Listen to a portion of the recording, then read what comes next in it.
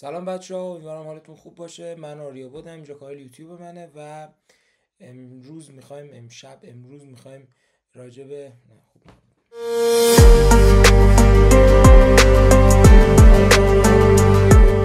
صدام خورسی شد. امروز میخوایم راجع به تفاوت‌های مدل زبانی جدید اوپن ای آی یعنی اووان پرو به طور کلی خانواده اووان با جی پی تی 4 یه مقایسه با هم بکنیم. با من همراه باشید. خب همونطور که اینجا میبینید ما قبلا فقط دو تا طرح داشتیم برای استفاده از جی پی تی. یکیش رایگان بود، یکی پولی که پولی همون $20 در ماه بود و خب من بیشتر همین $20 رو استفاده میکردم خودم. فریش هم اوکیه بچه‌ها، فریش خیلی خوبه. این خیلی ها فکر میکنن که نه، اگه میخوان از جی پی تی استفاده کنن حتما باید پول بدن، در صورتی که نه. اون طرح رایگانش حتی طرح پیشرفته‌ای که شما توی پریمیوم یعنی پلاسش داری رو هم بهت میده، منتها محدودیت داره. فکر میکنم 20 تا پیامینه ها همچین چیزی میتونی بهش بدی در 3 ساعت.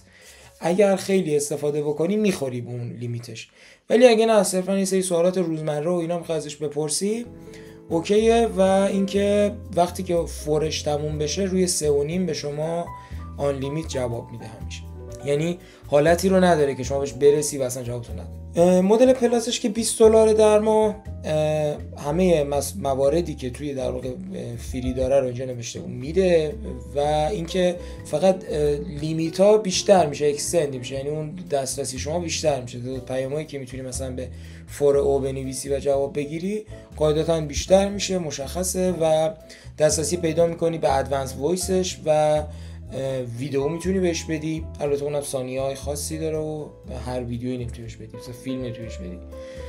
بعد اینش خیلی مهمه، اووان و اووان مینی رو دسترسی میده بهت که حالا در ادامه میخوایم مثلا راجع به همین صحبت بکنیم که چه فرقی کرده با جی پی تی و اینا. و من به شخصه اینو خیلی دقت نکردم این بندشو، اگر نه نمیرفتم این اکانت $200 رو بخرم، چون من رفتم اونو بخرم که فقط دسترسی به این اووان پرو داشته باشم و اینکه ببینم چیه و چه خبره دیگه. الان که فهمیدم شما تا 200 بار در ماه میتونی به اووان پیام بدی و اووان فرقش با اووان پرو خیلی خیلی کمه، اصلا ارزش نداره برای یه شخص که $200 بخواد پول بده پرو رو بخره. $200 فقط برای به نظر من شرکتاییه که بخرن 4-5 نفر پرسنل متخصصشون رو سوار باشن و استفاده های عجب غریبی ازش بکنن، وگرنه پلاس جوابو میده، کامل کارو حل میکنه، حتی اگه استفاده کاری ازش داشته باشی.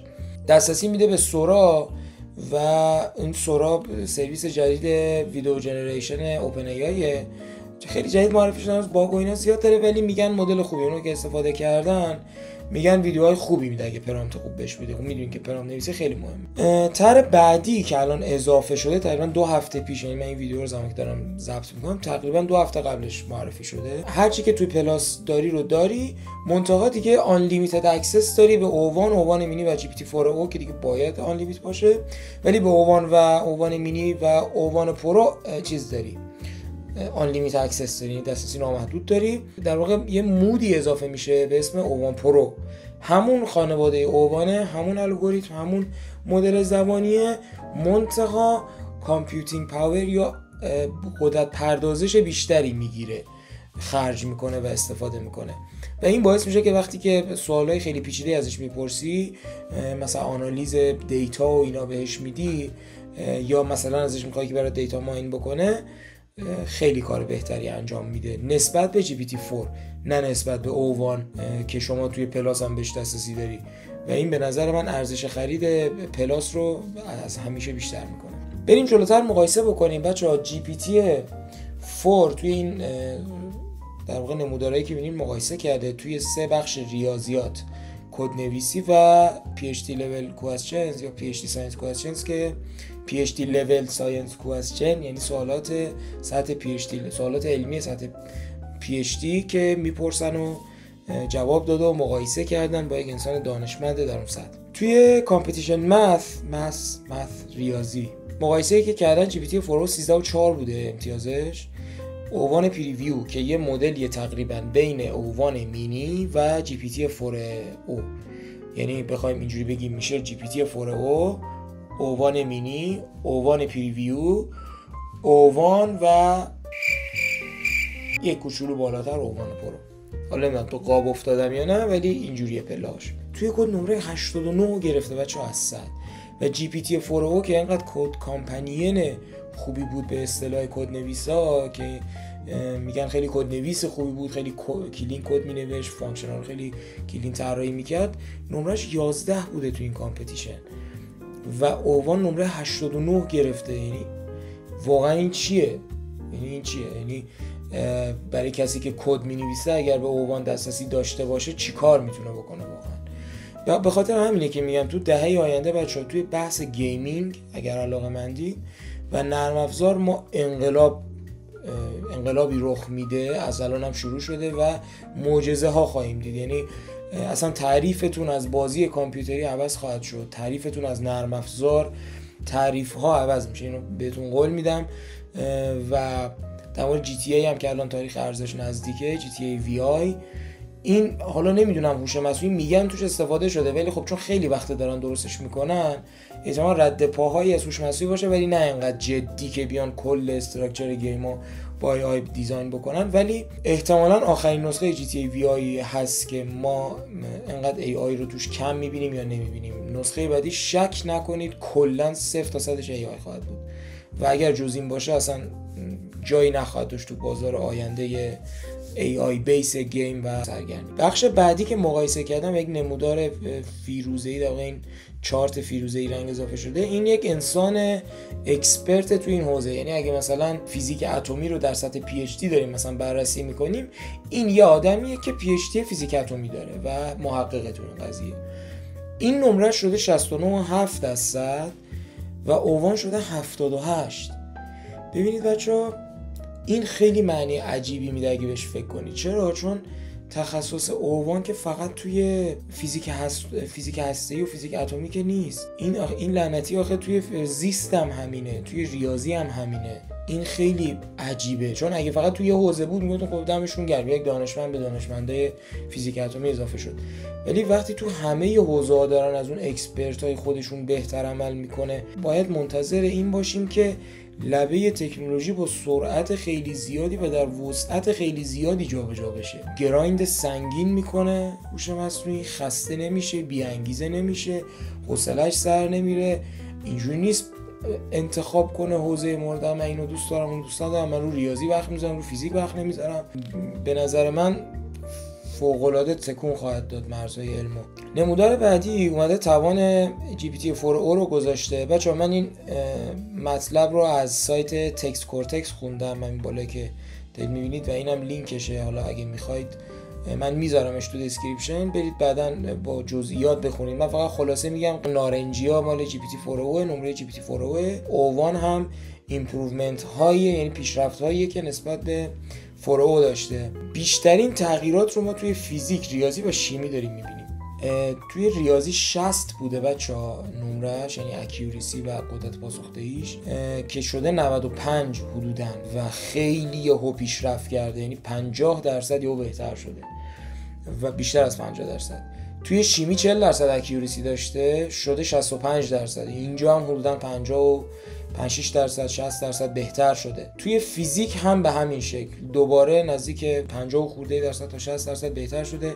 60 بوده حدوداً شده 93. جمع یعنی میانگین ریاضی و فیزیک رو در نظر بگیرید، هولوهاش 93 94 میانگین اکیوریسی پاسخ دادن به سوالاتش و این خیلی واقعا عجیبه. این چون میدونید دیگه تقریبا تو مغز همه علوم مهندسی مخصوصاً یه رد پای از فیزیک ریاضی هستش دیگه تو محاسباتش و اینها. و اگر ما یک ماشینی ساختیم که خسته نمیشه، انرژی تموم نمیکنه، بی انگیزه نمیشه، یه بار یه چیزو میخونه یاد میگیره و با این اکیوریسی حدوداً 95% هم جواب سوالاتو میده و تحقیق میتونه بکنه، فکر میتونه بکنه، این واقعا عجیبه.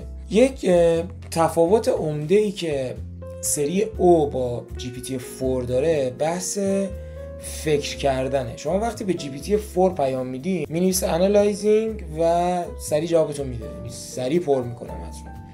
ولی وقتی به سری او جواب میدی، حالا چه اووان پریویو، چه مینی، چه اووان و چه اووان پرو، می‌نویسه thinking حالا فکر کردن. این یعنی چی؟ یعنی که روی سوال شما فکر میکنه، دقیقاً مشابه چیزی که یک انسان بهش فکر میکنه و اینه که باعث میشه انقدر یهو قوی بشه. همین پروسه فکر کردن است و جالبه که شما میتونی پروسه فکر کردنش هم قشنگ ببینی. میگه من دارم روی این فکر میکنم.